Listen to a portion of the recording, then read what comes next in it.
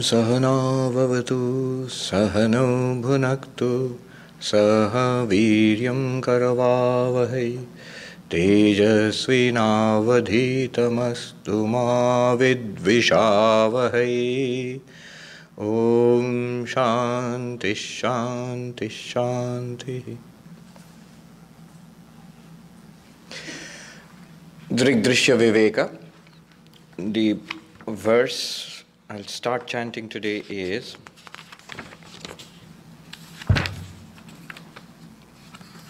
verses 8 and 9, which we did last time. Those who have books can follow me.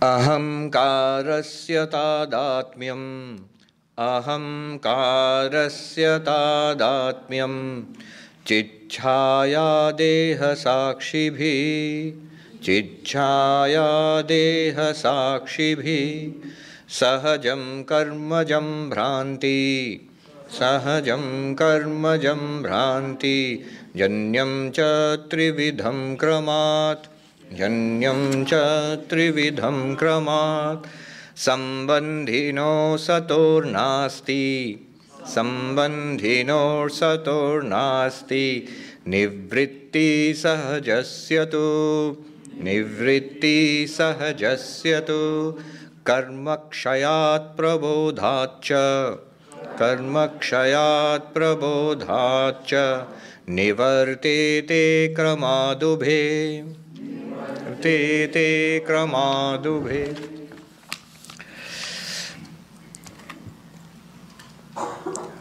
We've been studying this old Vedantic text, Drik Drrishya Viveka, which is an introduction to the system of Advaita Vedanta, the non-dual Vedanta.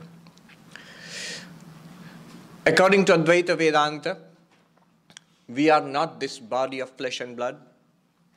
We are not even our minds, thoughts, feelings, emotions, ideas, memories. We are not even that. Then what are we? We are the witness of the body and mind. The witness consciousness called the Sakshi, which literally means the witness.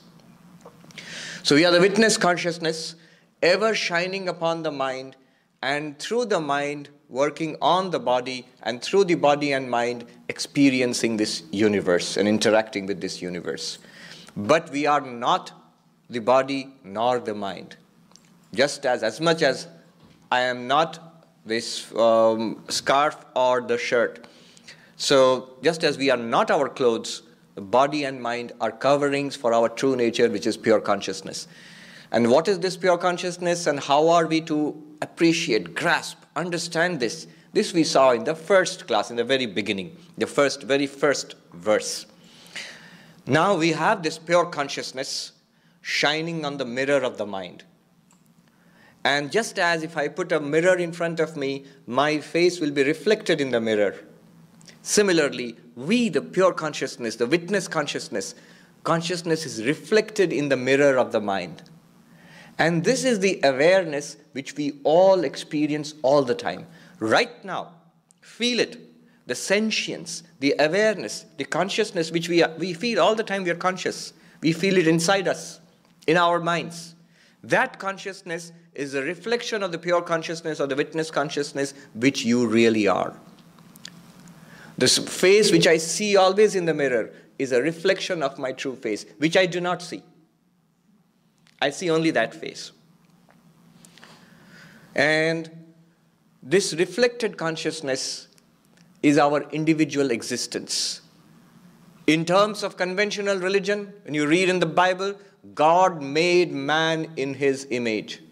God, the pure consciousness, reflected as the reflected consciousness in the mirror of the mind, that is the image of pure consciousness, as much as the reflected face in the mirror is the image of my real face. God made man in his own image. The reflected consciousness is us. It's the subtlest idea that we can get out ourselves. Think about it. Physical body, flesh and blood, the nervous system, our memories, our ideas, our thoughts, Deeper than that, the blankness of deep sleep, the consciousness that we perceive in ourselves is that reflected consciousness. And that is and if you identify yourself with that, then you are an individual human being. What Vedanta tells you is, that is the reflection of your true nature. I am not the reflected face. I've gotten into the habit of thinking of myself as the reflected face. What is the problem with the reflected face? The problem is this. Every problem of the mirror becomes a problem of the reflected face. Mirror is dirty, the reflected face feels, I am dirty.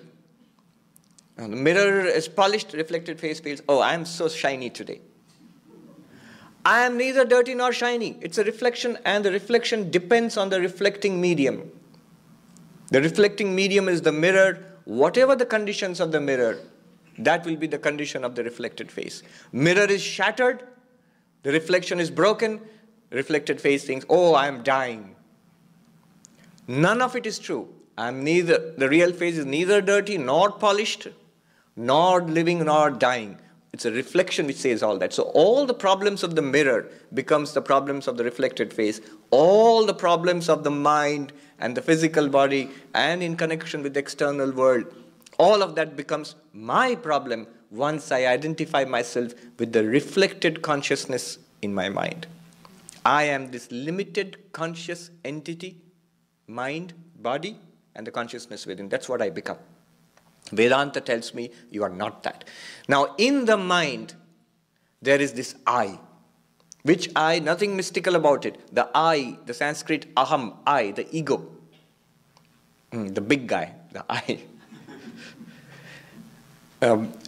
That I, the text tells us, concentrate on that I. That I is connected to the body. That I, our I, the ego, I means the vertical one, not the. That I is connected to the body. How? I am this body. This is my body. That's how. And that I is connected to the reflected consciousness. I am always aware. Whenever I think of myself as a sentient being, as an aware being, as a conscious being. So the I in the mind is identified with the reflected consciousness in the mind. And the I, what relation does it bear to the true I, which Vedanta tells us about, the witness consciousness? These three questions were taken up last time. It's a subtle topic, that's why I'm repeating this. What were the questions? The I, the ego that we feel in ourselves, how is it connected to the body? How is it connected to the awareness that we have in our minds? And how is it connected to the real self which Vedanta talks about? Vedanta talks about ourselves as existence, consciousness, bliss. And this I, which we feel right now, what relation does it bear to existence, consciousness, bliss? And the three answers are given in the next verse, in verse number 8 and then 9. What are the questions? How are they related? And the second set of questions will be, how can these relations be cut? How can the I be free of these things? The answers are like this. The I is related to the body. In all of us, the I is related to the body by karma. This body has been worked up by my past karma. As long as this karma, which is giving results in this life, called prarabdha karma, karma which has begun to give results, as long as this karma is giving results, this body will live. And the body dies when the karma gives out. That portion of my karma, accumulated karma, gives away, and the body dies. Up to that point, up to the death of the body, the I in the body is related to the body. The I in the body is related to the body. Even the greatest saint, Ramakrishna Paramahansa, he says, my hand is broken. Whose hand? The body. So the body, the hand is broken. So he says, my hand is broken. Can you tell me what I can do about it? Why does my hand get broken? So that's one usage. There's also another usage which makes a difference between Ramakrishna Paramahansa and the rest of us, which we shall see a little later. So I am related to this body. You can't help it. Second, I is related to consciousness, the reflected consciousness. How? He says it's natural. Natural relationship. What do you mean by natural relationship? The reflected face in the mirror and the mirror, they have a natural relationship. Whenever I put a mirror in front of my face will be reflected in the mirror. There will be a reflection. You can't help it. Mirror will give you a reflection. And what is the relationship between the mirror and the reflected face? It's natural. As long as the mirror is there, the reflected face is there. If the reflected face is there, it means that the mirror is there. Similarly, the I and consciousness, reflected consciousness. Whenever the mind throws up an I function, I exist. And that will always be a sentient I, conscious I. Because you, the pure consciousness, witness consciousness, you are shining upon your mind. So the I feeling in the mind will always appear as a shining eye. When will they go? When the mind stops functioning, when you turn the mirror and put it down, face down, there will be no reflection. Similarly, in deep sleep, when the mind shuts down, there is no I feeling. There is no I feeling. We do not feel I am sleeping. Then you are not sleeping. So there is no I feeling at that time because the mind has shut down, and hence the reflected consciousness is also not there. So you don't feel I am a conscious being in deep sleep. It explains why in deep sleep, though we are pure consciousness, yet we do not feel like a conscious being in deep sleep. All this is secondary. The real question is the third question. What is the relationship between I, the witness consciousness, Sakshi, and this I in the mind? And the author answers dramatically, there's no relationship. It's a confusion. You are not related to the mirror. My face is in no way related to the mirror. I don't care if there is a mirror. The mirror borrows a reflection of my face, and there's an image of my face in the mirror. But my face has no relation to the mirror. Mirror may be shiny, mirror may be dirty, mirror may be expensive, mirror may be cheap, mirror may be broken. It makes no difference whatsoever to my face. In the same way, you, the witness consciousness, has no relationship with the I. But we are completely related. We feel I am that I, and that is ignorance. That is ignorance. That is the exact point, and this is a very beautiful way of presenting it. What does Vedanta do? That's exactly what it does. That false relationship between the I in the mind and the pure consciousness shining upon the mind, that false relationship is cut. Well, how can a relationship of ignorance be cut? How can ignorance be cut? Only by the sword of knowledge. Only by the sword of knowledge. You just have to become aware that I shine upon the mind, and that is the consciousness which we feel in the mind right now. I am not related to the mind. The moment you snap your relationship with the I in the mind, you are free. That is the whole endeavor of Advaita Vedanta. It's a very beautiful way of very precisely pointing where does Advaita Vedanta strike. Where does it strike? Okay. Now let us go on to the 10th verse.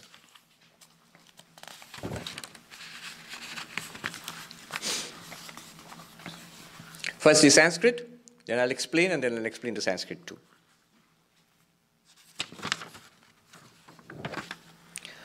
Ahankara laye suptau, ahankara laye suptau, bhaved dehopya cetana, ahankara vikasardha, ahankara vikasardha, swapna sarvastu jagaraha, swapna sarvastu jagaraha. So, now the question is, you have to understand the question, and then only the answer will make sense. The question is, if I am pure consciousness, unchanging consciousness, the key word here is unchanging consciousness, not subject to increase or decrease. I found in this country you have got these dimmer switches. You turn so the light becomes dim or the light becomes bright. So, consciousness is not subject to that. You cannot dim it or make it bright. But a question should come in our minds. We experience the intensity of awareness at times in the day when we are wake up in the morning fresh and have a cup of coffee and good to go, feel very conscious. And when you come back at night and you're ready for bedtime, you just can't keep your eyes open, about to go to bed, or sitting in the Vedanta class, that also happens. You don't feel all that conscious. You don't feel all that conscious. And in dreaming, you feel a different kind of consciousness. And in deep sleep, you don't feel consciousness at all. We don't feel any consciousness. How can you say that we are constant, unchanging consciousness? This is the question. How do you explain this variation in our intensity of consciousness that we feel when we are wide awake, when we are sleepy or dreaming or in deep sleep? There seems to be so much variation in our states of consciousness. And the answer is given here. The answer is this. Consciousness remains the same. It is changes in the mind which cause the reflected consciousness to appear bright sometimes, and sometimes dim, and sometimes not there at all. It is changes in the mind. The mind, when it is awake and fully functioning, we feel, I am conscious. I am awake, ready for anything. When the mind is tired, exhausted, we feel bored, sleepy, not so conscious, not so aware. And when the mind shuts down in deep sleep, we don't feel conscious at all. It's like a mirror. When it is bright and polished, you can see a very clear reflection of your face. When it is foggy, you see only a vague outline of your face. And when it's turned down, you don't see any reflection of your face at all. But the face remains exactly the same. In the same way, the mind, or more specifically, the author says, the ego sense. The mind itself and the ego sense is most active in what we call our waking state. Is less active, the author says half active, partially active, in what we call our dream state. And is not active, it's in a potential, like computers these days have sleep mode.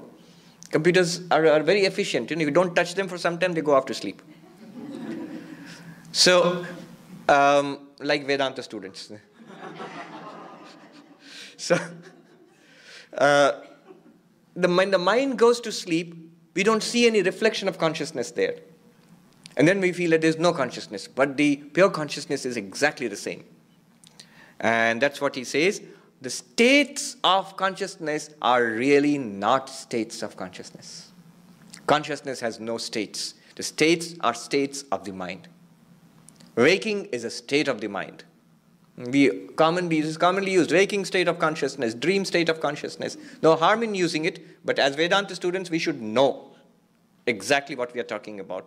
It's okay to speak about the waking state of consciousness, but we should know we are speaking about the waking state of the mind. The mind is changing. Mind gets energetic. The mind gets dull. The mind gets tired. The mind goes to sleep.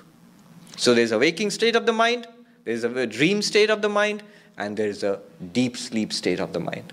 These are states of the mind, not states of the consciousness. The consciousness is always there, watching. Just like Swami, I think I mentioned this, the train example. We have this big train in India called the Rajdhani Express.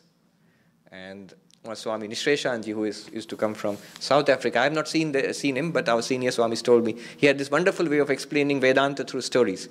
So he says, when you go to the platform, there's the station master standing on the platform, and there's a lot of hustle and bustle. Why? This VIP, this big train, this prestigious train is coming into the platform. And the express comes in, and the people get out of it, people get into it. There's a lot of commotion, a lot of transactions, a lot of things going on. After some time, the station master is watching. After some time, the train leaves the platform. The station master did not come with the train, did not go away with the train. After some time, another train comes in. It's a goods train. It's a freight train. And there's hardly anybody who gets on, who gets off. It's just the train driver who gets down, maybe has a cup of tea. And then again, the train leaves the platform. Station master did not come with the train, did not go away with the train. And there is no train in the platform. It's blank. Station master watches the empty platform. Just like that, our waking state arrives in the morning. As the alarm rings, the Rajdhani Express pulls up to the platform. So much activity. You have to get up and you have to get ready and go to office, or and get the kids ready for taking them to school. And you have a mortgage, and you have taxes, and you have expectations. Today is the day I get my salary or I get my promotion. Today is the day. Then I'm looking forward to that donut or coffee in Starbucks on the way to. It's the Rajdhani Express. So many people, good and bad, and it's your life. Rajdhani Express. Come back in the evening. And at night, lie down to sleep. Rajdhani Express departs the platform. The waking world disappears. And in its place comes a vague dream world. The goods train pulls up. Not so much happening, not so clear and bright. You are the watcher. And then the goods train pulls out. The dream also disappears. Nothing. You are the watcher of that nothing too. You exist. But you are not that body. You are not the mind also. The mind also has shut down. You are still there. Not you as Mr. or Mrs. So-and-so. Mr. and Mrs. So-and-so is the identity of the body. Not you as the individual jiva with knowledge, memories, feelings, desires, expectations. That is the subtle body inside. Even that has shut down. You are the pure consciousness which you always were. So, look at the verse. Ahankara laye supto. In deep sleep, when the ego sense shuts down. Bhave deho apyachetana. The mind shuts down and the body also shuts down. And you go into deep sleep. It's a function of the mind. The ahankara specifically, that shuts down. Consciousness is still there. Ahankara vikasartha swapna. When the ego sense and the mind start working partially, dreams come up. Body is still lying there, but the dreams come up. We inhabit a dream world and we have a dream body. And when the ahankara, the mind with the ego, becomes fully active, sarvastu jagaraha. When it's fully active, you have a waking state. And this is what we experience. These are states of the mind, not states of consciousness. Okay. 11th verse. How do the dream and the waking states take place? Because in deep sleep, it's shut down. But dreams and waking, how do they take place? There is an explanation. 11th verse. Antah karana vrittishcha chitechchayaikyamagata Tichayaikyamagata Vasana kalpayet swapne Bodhe akshayir vishayan bahi The mechanism of our waking experiences and our dream experience. What it says is, when the ego starts functioning, consciousness reflected upon the ego, and we become a conscious, limited individual, I. Chiti chaya ekyam agata. When the reflected consciousness becomes identified with the active ego. Then what happens? In dream state, the mind has lots of impressions gathered from the waking state. What we have seen, what we have heard, what we have done, all those things are there. Memories are there. They are used to make a movie, a film. So we watch a film. That's dream. And in the waking state, when the ego becomes even more active, body gets consciousness. And we wake up. Consciousness spreads up to the body. And we wake up and we use our sense organs and motor organs to sense and act and interact with the external world. That's our waking state. What's the dream state? Mind shut down. Consciousness as it is. That's a deep sleep state. What's the dream state? Mind starts working partially, the ego is partially active, and consciousness reflected on the ego starts using the memories, the stuff stored on the memory chips of your camera to make a movie out of it, and watches the movie. And when you wake up, the consciousness is transmitted from the mind to the physical body also, and our sense organs and motor organs become active, sensory system becomes active, and we interact with the world. That's the waking state. These are the three states, and this is how it works. What about the consciousness? Same unchanged consciousness. Because of you, all this happens in the body-mind. It is the same consciousness who opens a door in his house and it's the counter for a shop and sells and buys with the world outside. And when the evening comes, this gentleman closes the door and he goes to his living room and switches on the TV and watches TV. And when he's tired of that, he switches off the TV and goes to his bedroom and sleeps. 3 areas, 3 states: waking, in transacting with the world. The shop, he runs a shop, the shopkeeper. We are shopkeepers. We transact, we buy and sell with the world. We transact with the world. We take in sense inputs from the world. We see, we hear, we smell, we taste, we touch. And we act, we speak, we walk, we catch hold of something, we do things with our physical body. So this is buying and selling with the world. It is our waking state. And then when we shut this down, we retreat into the living room of our minds, and we switch on the TV and of dreams and watch it for some time. When the mind is also switched off, the TV is switched off, we retreat into a deep sleep state. Bedroom. But its consciousness is the same consciousness. So this is what is said here. Antakarana vrittischa, the functioning of the mind. Chitichaya aikyamagata. Chitichaya, reflection of consciousness. Usually chit, the word is used. Here chiti, the feminine term, is used. It means pure consciousness. So the pure consciousness reflected in the mind, what happens? Uses vasana kalpayet swapne. Vasana, impressions, the recordings in our mind. They generate dreams. And after waking up, bodhe, when you wake up, akshair, with the sense organs, not just eyes, with all the sense organs, vishayan bahi, external form, sound, taste, smell, all these we take in and we experience. So this is our life. This is our life. The Panchadashi, probably the work of the same author, Vidyaranya Swami, who lived in a place near Mysore, in Karnataka. Yes. So there he extends this idea further. He says, this is the story of your day. Which day? Every day. And the story is repeated the next day. Tadvad dinantare, the next day. And then, masabda yuga kalpeshu gatagamyeshu nekadaha.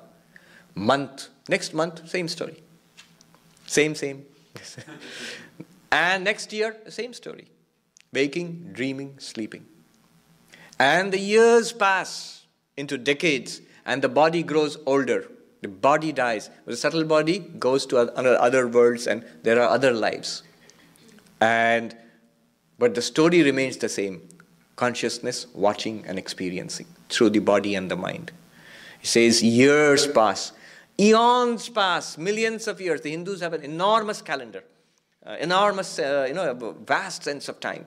Millions of years and billions of years are for them one day in the life of Brahma. The creator, the creatrix, or whatever you call it, who created the universe. Just one day.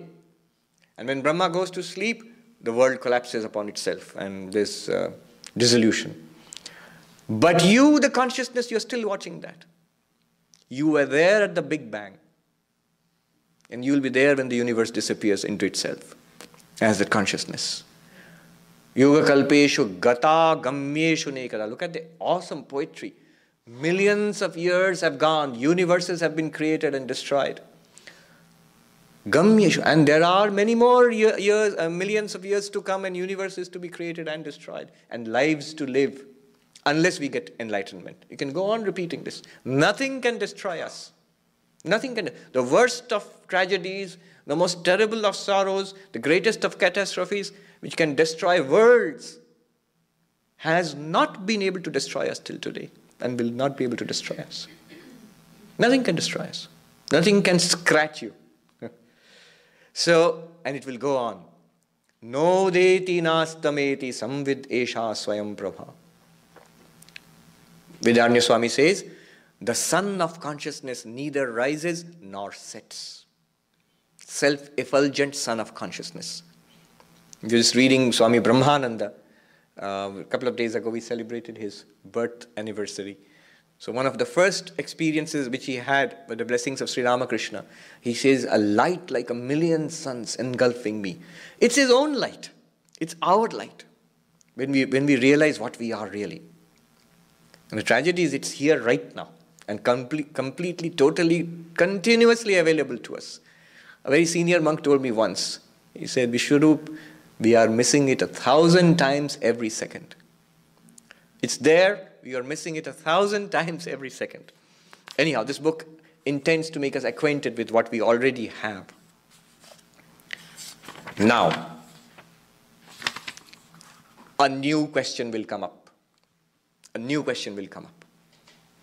What about birth and death?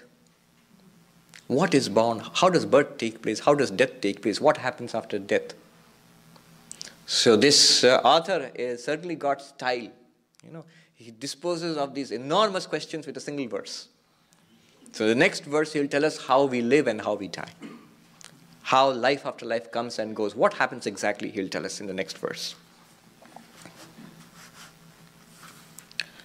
12th verse.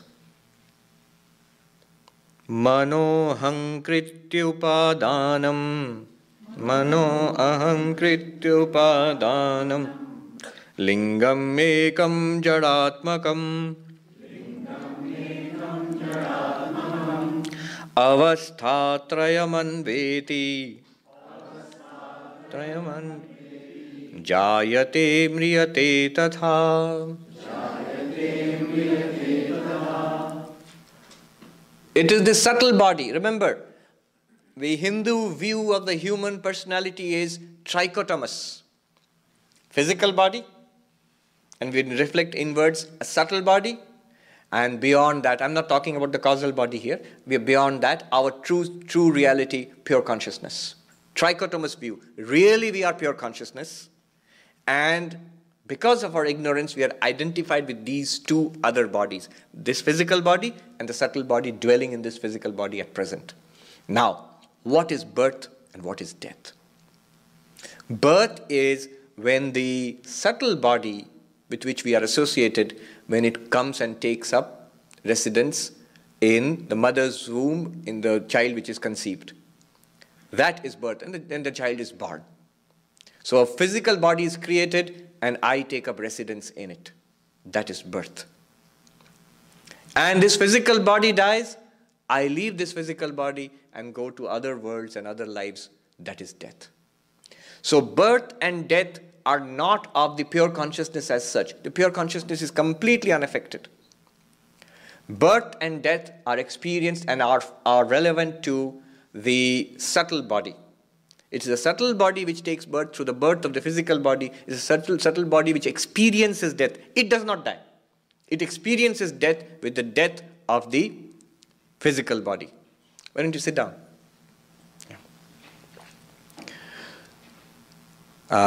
So, physical bodies are born and physical bodies die. And the subtle body goes from body to body. The subtle body is called, with the consciousness, the subtle body is called the jiva, the individual. Pure consciousness itself is Brahman. But pure consciousness limited by one subtle body is one jiva. So how many jivas? As many subtle bodies. And this subtle body, what is it constituted of? This subtle body has what we call three aspects. Three aspects. The vital sheath called pranamaya kosha. The vital sheath. That which makes us breathe in and out. So in yoga you do pranayama. It's an effort to control the prana by controlling the breathing. Breathing itself is not prana. It's due to prana. It's because of prana that our lungs inflate and deflate and we breathe. So breathing, the circulation of blood in our veins, the assimilation of food, transforming food into flesh and blood, into this physical body, all the activities, powering this body, powering the body-mind complex is the job of the pranamaya kosha, the vital sheath. So when we feel hunger, it's the prana. Thirst, it's the prana. You feel satisfied after a good meal, it's the prana which is satisfied. You feel healthy, prana. You feel sick, prana. So it is the prana. And the yogis, actually with all their asanas and breathing and the kriyas, they try to control the prana to get a more healthier body and mind. So, pranamaya kosha. That's one constituent of our subtle body. And another constituent of subtle body is the manomaya kosha, which includes the feeling of I-ness, the feeling, the egoism. It includes our vasanas, our memories, the thinking, sankalpa vikalpatmika mana. Should I do this or should I not do this? And that's the mind. And another function, another part of the subtle body is the vijnanamaya kosha, the intellect. That which we are using right now to understand Vedanta, where we get knowledge. Where we get knowledge. Should I go to the Vedanta class or not? That's the mind. I will go to the Vedanta class. That's the intellect. Right? So, the determinative function, which is, that's the definition given in Vedanta. So, these three sheaths, the sheath of the intellect, Vijnanamaya kosha, the sheath of the mind, Manomaya kosha, the sheath of the prana, Pranamaya kosha, together are called the subtle body. When it inhabits a physical body, it's a living body. When it departs from a physical body, we call it a dead body. The body is dead. That's why in English you say, he gave up the ghost. The ghost here is the subtle body. When death is giving up the ghost. So in the Western world, we say that you gave up the ghost. In India, you say just the opposite. He gave up the body. The subtle body gives up the physical body. The moment the subtle body leaves the physical body, it's a dead body. And we hear of so many of these near-death experiences of people when the body is dying. You actually experience seeing the dead or dying body from above. So many such accounts are there. Just today itself somebody was telling me. So that's the subtle body. The Holy Mother, Ma Sharda, once says that she left her physical body and she felt so free. After some time, she didn't want to come back into this, she says, this dirty cage of flesh and bone. She didn't want to come back. So, there's a subtle body which takes birth by the birth of the physical body. The subtle body which experiences death when the physical body breaks apart. And this is what Krishna told Arjuna. Death of the body is not final. We give up an old body, a tattered body, non-functioning body, just as you discard old clothes. As a human being discards old clothes and puts on a new set of clothes, so also the soul here, the subtle body. Of course, pure consciousness always is there, but unaffected, like the sun shining. The subtle body goes to a new set, a new physical set, a new set of clothes, as it were. An example which I like giving is this. Imagine buckets in the garden, buckets. And the buckets have water in them. Big buckets, small buckets, colored buckets, and so on. Good buckets and not so good ones. And new ones and old ones. And there's water in them. Somewhere the water is dirty, somewhere it's clean, somewhere there's a lot of water, somewhere very little water. But in all of them, the sun is reflected. And you'll find a little sun shining there in all those, in the water in all those buckets. Separate. Little suns shining there. Now imagine the little sun is conscious. So what does it feel?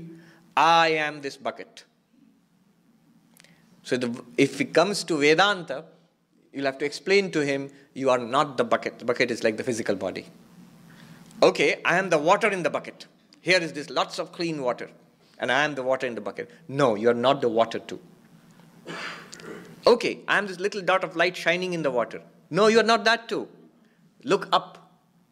When it looks up, suddenly it finds not looking up at the sun, it rather becomes the sun looking down at its own reflection. That is Vedanta. The bucket is our physical body, the water is our subtle body. And the little sun shining there is the reflected consciousness, Chidabhasa, Chit-chaya, which we feel right now, the awareness. And the sun is the real self, is the pure consciousness, is the witness consciousness. We have to boldly say, that is what I am. Don't say my real self, like my kidney or my lung. My real self is all right, Swami, but I have a lot of problems. No. The problems are in the bucket. Some bucket is broken, some bucket is cracked and leaking, some bucket is not too bad, but it sees another bucket which is much more shiny nearby and it feels jealous. Yeah.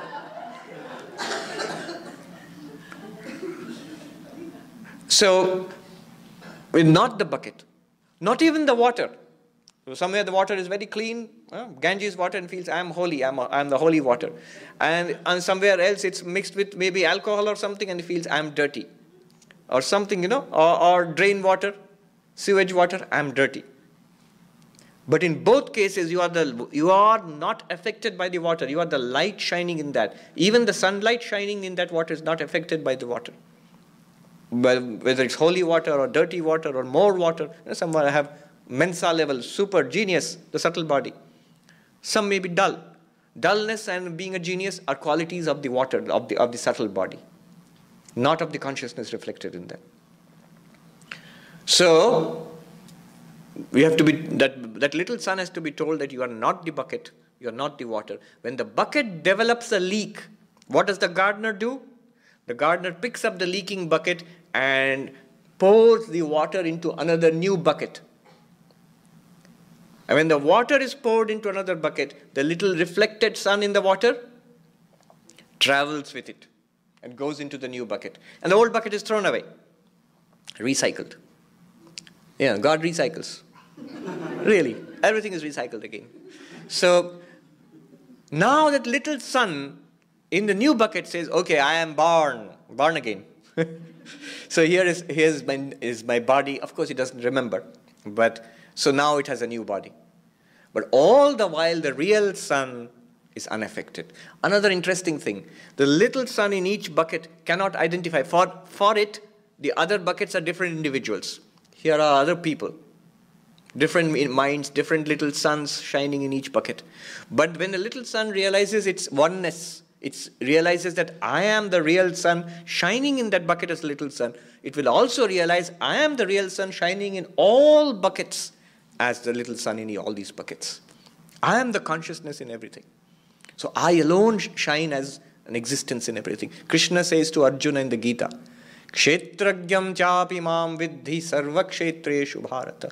O Arjuna, know me alone to be the consciousness in the minds of all living beings. I am the one consciousness. Know me alone to be the little sun in all these buckets. He tells Arjuna. So it is the mind which is born. It is the mind which experiences. The mind experiences birth with the birth of the body. Mind experiences death with the death of the body. The mind experiences transmigration from one body to another body. Will this always go on? It has a stop. It will come to a stop. When the mature mind does not want this game anymore and wants the game of life to stop. In the evening of not a physical life, in the evening of our lives as souls, in the evening of a soul, it feels that the need has come to stop. Is there something beyond this? The little son searches for the real sun then. And that's when you come to the Vedanta class. Yes, they say it's a sign of a mature soul to seek spiritual knowledge. I was just thinking, Vedanta does not push itself forward, does not advertise itself and push itself forward. Vedanta waits until you feel a need for it. What good is it? What good will it do? Will it get me? Will it cure my disease? And will it give me a job? And will it give me great health? And everything? No. Hey, what good is it then? No good. Go ahead. Try your best. Do whatever you like in this world. Try your best. There are technologies for... The Indian spiritual heritage has technologies for all of this. If you want good health, there is a most sophisticated technology. The Hatha Yoga technologies are there. You want good health? Yes. You want wealth, you want a good life, you want good experiences in life.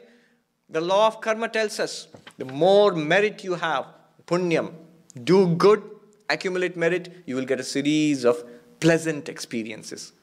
The epitome of which is heaven, swarga. But even that has an end. That also has to come to an end. That is limited. Whatever you want. The technologies of Ayurveda, for example.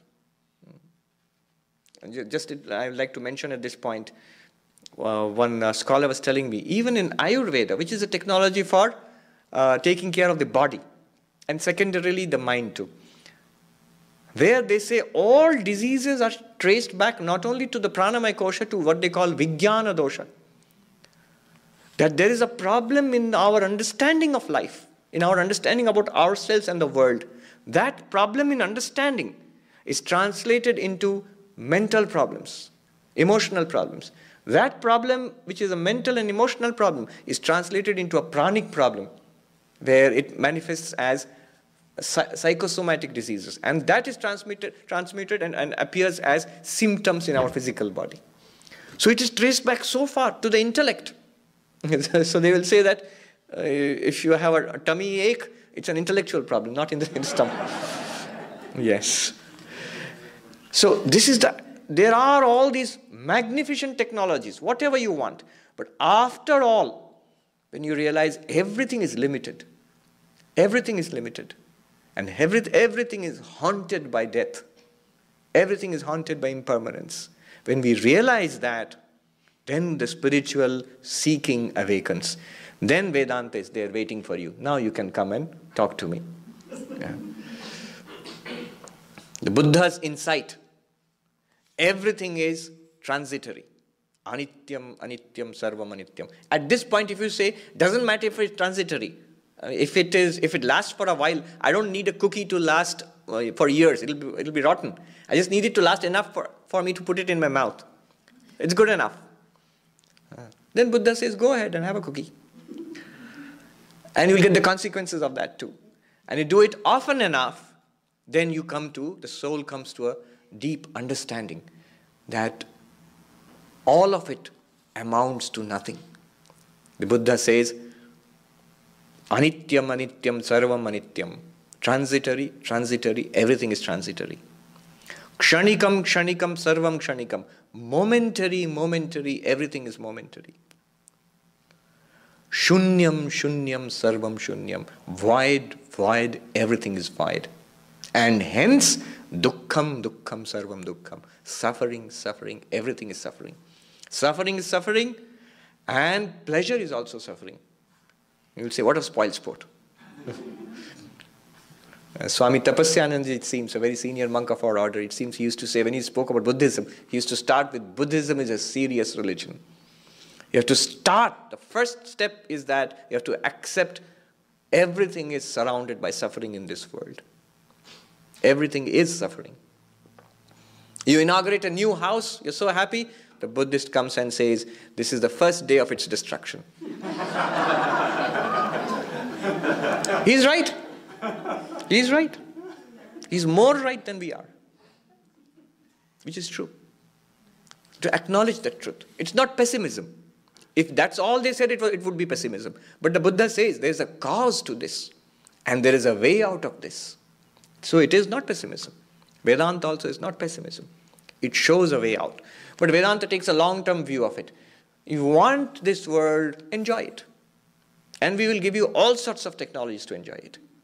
Every kind of technology, which modern man is just beginning to discover in positive psychology and all, which is well known to yoga, well known to many kinds of spiritual technologies developed in India, psychological techniques. To enhance enjoyment, to enhance pleasant experiences in life, to enhance life itself, longevity. But all of it ultimately comes to an end. That also one must know. It has an expiry date. Everything comes labeled. Even heaven comes labeled with an expiry date. In Hinduism, Buddhism, and the Indic religions, heaven is not eternal. These heavens, the lower heavens. So there is an eternal heaven, the heaven of a devotee, where the devotee goes to Vaikuntha or Kailash and lives eternally in the presence of God. That's different. But heavens that we earn through meritorious action. You get joy, and then you have to let go. Swami Nishrayashanji used to give that example of he used to travel from South Africa to Mumbai. So he says, I book my ticket on Air India. You have to get money and book your ticket on Air India. Once you enter the plane, it's air conditioned. It may be 40 degrees outside in Celsius, and 100 outside, but in the plane it is a comfortable 65 or so. And then this is your seat. And then you'll be shown a movie, and they'll be served good food, and you'll be all the time 40,000 feet in the air. So that's like heaven. Yeah. Though today we wouldn't think airline travel is at all heavenly. But anyway, then what happens? Once you start getting used to it, this is nice. I'm being taken care of. This is very fine. And he says, now we are descending into Mumbai. I said, okay. And he said, now, thank you for traveling with Air India. And we hope you will come to us again next time. No, I want to stay here. I'm sorry, sir. You have to leave. It is 110 with 100% humidity outside. Back you go. If you want to come to heaven again, you have to buy a ticket. So, just like that, all of it comes to an end. And Vedanta says, then you come to Vedanta and search for that which is eternal, which is permanent, and which happens to be our own real self. And that's what Vedanta shows you. That is what the core of spirituality is. We have 10 minutes. We'll stop here and take a couple of questions and conclude. There's a question there. Just trying to get my head around something. So I is a reflective consciousness. So when you speak of the subtle body, I, moving on, is it the reflective consciousness that moves from body to body, from bucket to bucket? Yeah. So the I which we experience right now, has two parts. One part is a function of the mind, the ego. Aham, I am a man, I am an American, I'm a Californian. I was about to say Texan. Because I was in Texas last week, but I know that won't be taken kindly here. This is the ego. It's a function of the mind. And we always experience this ego as a shining, as a sentient ego. That sentiency in the ego is a reflected consciousness. So when the body dies, the mind is transferred to another body, to another world. The ego goes with it. And the reflected consciousness, the sentiency, travels with it. But the pure consciousness does not travel. It is. Always. It pervades everything. It is eternal. It is omnipresent. Unchanging. Yeah. Does that answer your question? So is it the same ego? It is the same ego. Same ego in each mind. Each mind has its function as an ego. The I. So When this I that experiences this presence here leaves this presence, this body, yeah. Then the experience of aham, I, Yes. is continued In another body, but it will carry with itself all the experiences which it had in this body as stored up memories. It may not be able to recall. How much can we recall of our own, say, babyhood? Maybe at the most 1 or 2 memories. What did you have for dinner yesterday at this time? Well, you can tell me. Last week? To scratch. Last year? Impossible. When you were 2 years old? So what experiences did I have in my past life? According to yoga psychology, it is all there, stored up in the chitta, but we cannot access it so easily. But yogis are supposed to be able to access it. Yes, but I feel I have not exactly answered. You are asking a question. We're carrying certain essentials with us as we go that is part of this growth towards, like you say, true knowledge, accessing the essentials that we are collecting as we go through these. Vedanta is very clear about what travels. The physical body is destroyed, Annamaya Kosha. It goes back to the earth. But what travels is the subtle body, the Pranamaya Kosha, Manomaya Kosha, Vijnanamaya Kosha. I'm not talking about the Anandamaya because he has not mentioned it. I'm not talking about it. But anyway, this is what travels to the earth. And consciousness is always there. It is reflected in the Pranamaya, the Manomaya, Vijnanamaya, Anandamaya. So it's reflected there. But the pure consciousness is always there. So this is the subtle body which travels. It carries with it our distinctive experiences, our memories. So we grow from life to life. You may not remember the exact details of your past lives, but be assured the tendencies that we have accumulated in the past lives are here today. That's why siblings are so different. Sometimes brothers and sisters, two brothers, two sisters, they're quite different sometimes. Similar in some respects, physically similar, but mentally, in attitudes, they may be quite different. We are ancient. We are all ancient. We are incredibly ancient creatures. Even the newest, the tiniest baby is a creature millions of years old. Yes, there's a question there. Just a continuation of what you said, but the definition of Atman, I think last week you mentioned, it does not even travel, right? No, it does not travel. So the pure consciousness, it does not travel. That's a good question. It is always there. Where will it travel to? We will see later on, all space and time and entire universe is within this Atman.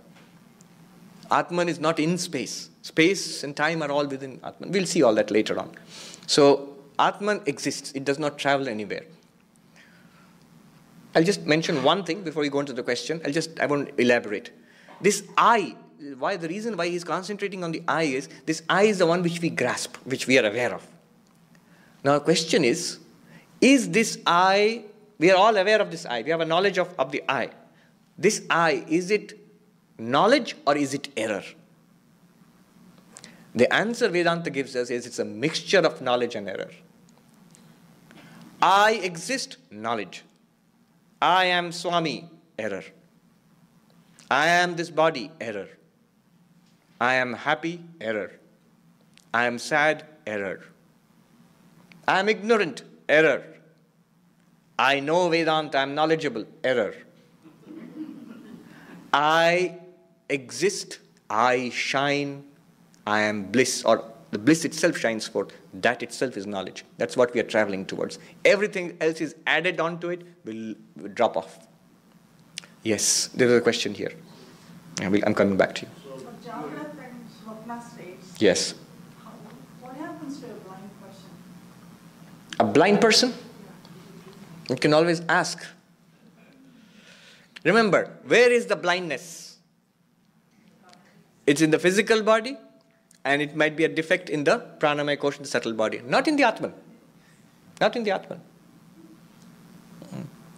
So it's a problem in the physical and physiological body. And the states are in the physical and physiological bodies. Atman is completely unaffected. In fact, Shankaracharya says this in the Adhyasa Bhashya. I am blind. No, rather you are foolish. You are not blind. The particular visual mechanism associated with your subtle body in this particular life is not functioning properly. You are pure consciousness. How can you be blind? If you are blind, the world will disappear. I'll come back. Yeah, you had a question. I have a hard time figuring out the difference between Atman and Brahman and things you talked about tonight. The difference between Atman and Brahman? The Advaita Vedanta says no difference. The witness consciousness, I'm using the term because this text uses the term Sakshi, witness. And that's why I'm using the term witness consciousness. This witness consciousness is equal to Atman, is equal to Brahman, and we will see that. It comes later on. Why use two terms if they're exactly the same? The reality within ourselves, Advaita Vedanta calls it the Atman. Atman literally means myself, I, the essence within. The true I, not the ego. And the reality of this universe is called Brahman. Yes. And their two are same. That's what Advaita Vedanta is trying to tell me. 1 second. There's a question there. Yes. Is it possible to experience true consciousness without the mind? Is it like without the mirror, is it possible to understand it? Yes. To the extent that you are aware of your true face without a mirror, to that extent. But a specific knowledge of consciousness requires an activity of the mind and the sense organs, or some activity in the subtle body which reflects. You know, we see everybody else's face. We do not see our own faces. There's a beautiful story in Kashmir Shaivism where a devotee of Shiva meditated long, and finally in a dream Shiva came to him. And the devotee said that, Oh Lord, I wanted to see you, but I can't see you. Please show yourself in my waking state. It's just a dream now, but you can just show yourself. And Shiva said, all right, tomorrow I shall appear to you. How? Look for the man with no head. And when he woke up, he thought, everybody has a head. No head.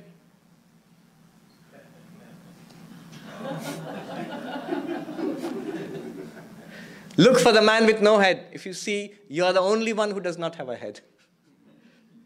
The way you see the world. You don't actually directly see your own head. So that's the answer, yes. Atman is Brahman. That Shivoham, I am Shiva. That is what Shiva wanted to tell. Yes, last question. We'll end now. The Jivatma and Paramatma, the distinction between those two. The Jivatma is the Atman in the Jeev, what carries it, and Paramatman is the, how does it differ? I'll give you the precise answer in Vedanta. Jivatman, do you remember what I began the talk with? Your face reflected in the mirror is a reflected face.